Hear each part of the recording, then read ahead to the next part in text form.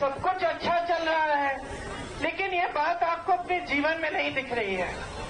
जीवन में आप किन चीजों का सामना कर रहे हो? मेरी बहनें बैठी हैं, महंगाई कितनी बढ़ चुकी है। आज आपको मिट्टी की तेल भी नहीं मिलती, चीनी भी नहीं मिलती, और आप दुकान जाती हैं कुछ खरीदने के लिए तो मन में ये सोच के आ जाती है वापस कि चलिए आज ये खरीद लेते हैं, 2-3 चीजें नहीं मिली तो कोई बात नहीं, अगली बार ले लेंगे, है कि नहीं?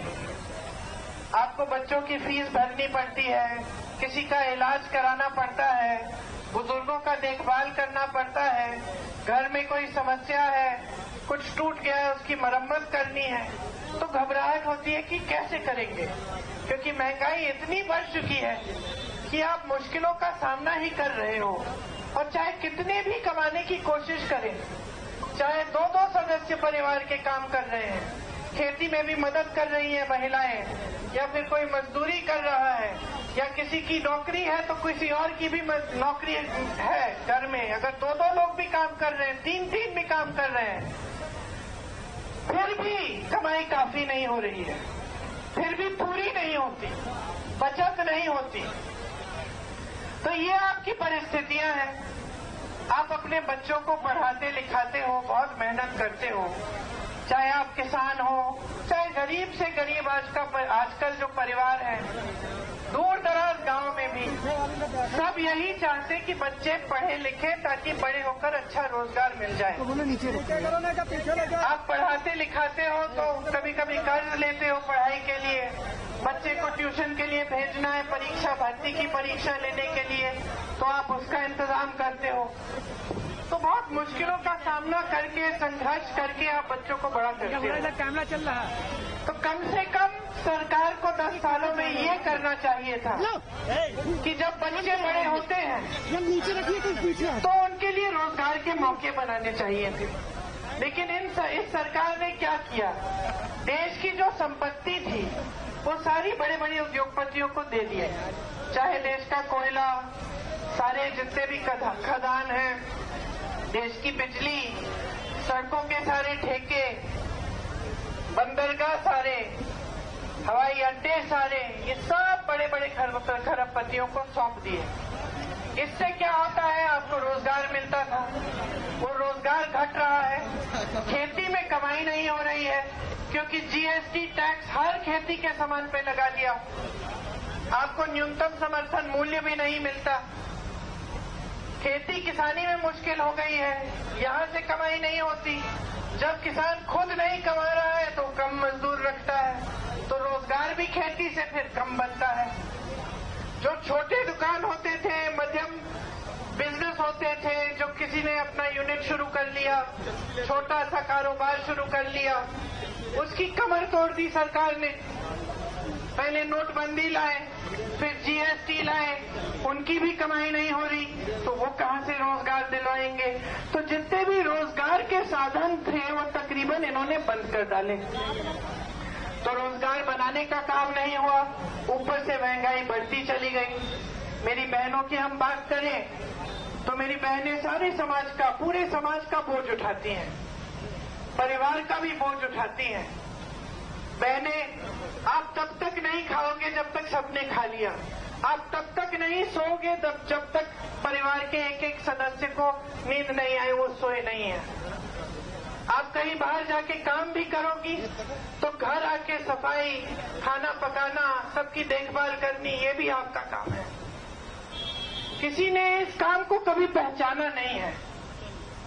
किसी ने ये नहीं कहा कि बहन तुम नौकरी करने के बाद भी घर आकर कम से कम 6-8 घंटे का काम करती हो, तुम्हें कोई मदद मिलनी चाहिए। महंगाई का सामना आप करती हो।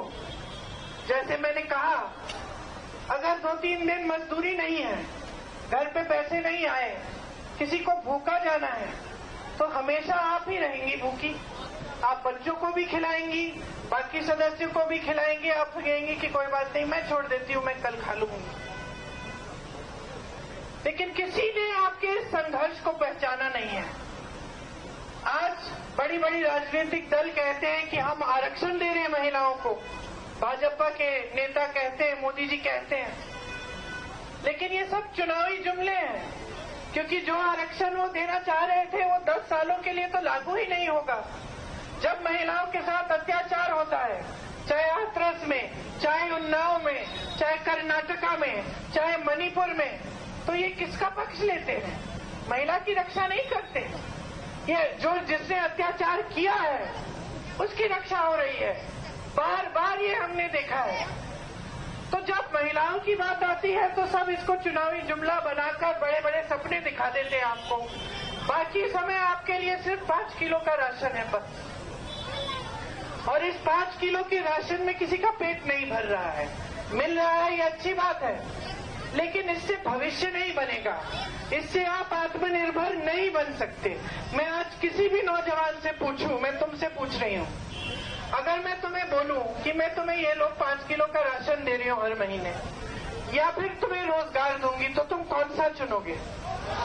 रोजगार चुनोगे, क्योंकि रोजगार से खुद कमाओगे, आत्मनिर्भर बन जाओगे, किसी पे निर्भर नहीं रहोगे। तो आपको समझना पड़ेगा कि जो राजनीतिक दल इस तरह की नीति बनाएगा जिससे आप निर्भर रहेंगे लेकिन आप आत्मनिर्भर नहीं हो सकते, आप अपने पैरों पे नहीं खड़े हो सकते, उसकी नीति ठीक नहीं है। ये आपको गहराई से समझना पड़ेगा। यहाँ आपके क्षेत्र में जागरूकता हमेशा से रही है, 100 सालों से रही है। हमारी और आपकी बहुत पुरानी एक परंपरा रही है, राजनीतिक जागरूकता। जो आपकी जागरूकता थी, आपके किसान यहाँ 103 साल पहले आंदोलन कर रहे थे, और जब पंडित जवाहरलाल नेहरू जी को सुनाई दिया कि यहाँ पे आंदोलन कर रहे हैं किसान, कि गरीब किसान इतने बड़े साम्राज्य के खिलाफ खड़ा हो गया है, तब वो यहाँ आए। अंग्रेजों को पता चला कि जवाहरलाल नेहरू यहाँ आने वाले हैं, तो उन्होंने सब जगह नाकाबंदी कर दी। पंडित जी एक ट्रक में बकरियों के नीचे छुप के यहाँ आए किसानों से मिलने के लिए, आंदोलन में शामिल हुए, और जब किसान गिरफ्तार हुए तो जवाहरलाल नेहरू जी भी उनके साथ पहली बार गिरफ्तार हुए। ये आपकी परंपरा है। आपकी एक और परंपरा है कि जब आपको लगता है कि नेता से कोई गलती हो गई, आपको पसंद नहीं आई बात, तो आपने दुरुस्त करने का काम भी किया। आपने इंदिरा जी जैसी महान हस्ती को भी दंड दिया, एक चुनाव हराया क्योंकि आप नाराज थे। आपने कहा कि जो इनकी एक नीति आपको पसंद नहीं आई। इंदिरा जी आपसे नाराज नहीं हुई, इंदिरा जी आपका आदर करती थी। वो समझी कि आज अगर मैं हारी हूं तो जनता मुझे कुछ कह रही है, मुझे सुनने की जरूरत है। आज के नेता क्या कहते हैं? जनता सवाल उठा रही है, मुंह बंद करो, इनका गिरफ्तार कर लो, बंद कर दो, सवाल किसी को नहीं उठाना चाहिए। आज की सरकार क्या कहती है कि नीति बनेगी लेकिन जनता के जरूरतों के आधार पर नहीं बनेगी। नीति बनेगी तो बड़े बड़े खरबपतियों के आधार पर बनेगी। आज की सरकार क्या कह रही है कि किसानों को गरीबी की दलदल में रहने दो, इन पे टैक्स बढ़ा दो, इनकी हर चीज को महंगी कर दो। ये आंदोलन करेंगे, 600 किसान शहीद हुए आंदोलन में, इनकी सुनवाई नहीं होगी। आज की सरकार कह रही है कि बड़े बड़े खरबपतियों की कर्ज माफ कर दो, 16 लाख करोड़ रुपए उनके माफ किए, किसानों का 1 रुपया माफ नहीं किया। जो कानून लाने वाले थे, जो कानून किसानों वाले कानून लाने वाले थे, जिसके खिलाफ तमाम देश के किसानों ने आंदोलन किया 2 साल पहले, वो कानून क्या थे? वो कानून यही थे कि खेती किसानी भी बड़े खरबपतियों को सौंप दी जाए। तो आपको समझना पड़ेगा अपनी जागरूकता से, ये जो जागरूकता की परंपरा है यहाँ की, कि आज देश में क्या हो रहा है और क्या परिस्थितियां बन रही हैं। आपका जीवन जो आप जी रहे हैं, जो संघर्ष आपके हैं, ये एक सच्चाई है। दूसरी तरफ आप टीवी पे, इश्तिहारों में, बड़ी बड़ी होर्डिंग पे ये देख रहे हैं कि देश आगे बढ़ रहा है, फूल रहा है, फल रहा है, मोदी जी दिख रहे हैं, हमेशा किसी बड़े बड़े इवेंट में जा रहे हैं। तो आपको समझना पड़ेगा कि ये सच्चाई जो आपकी सच्चाई है क्यों नहीं दिख रही है। जब चुनाव के समय चर्चा होती है, टीवी चलाते हैं तो क्या चर्चा हो रही है? हमेशा धर्म के आधार पर चर्चा होगी, जाति के आधार पर होगी। जो फिजूल का मुद्दा उठाना है इनको, कभी कह देंगे कि कांग्रेस पार्टी आपकी भैंस चुराने वाली है, कभी कह देंगे कि एक्सरे की मशीन लाकर कांग्रेस पार्टी आपके घरों में घुसेगी और आपके गहने ले जाएगी। प्रधानमंत्री कह रहे हैं इतना बड़ा पद संभाल रखा है, उस पद की गरिमा को नहीं देख रहे हैं। जो मन में आया वो कह डाल रहे हैं ताकि आपका ध्यान भटक जाए। जो टीवी पे दिख रहा है, आज सारे टीवी के चैनल बड़े बड़े खरबपतियों ने खरीद रखे हैं। सवाल पूछते हैं तो सवाल भी उनके कहीं और से आ रहे हैं।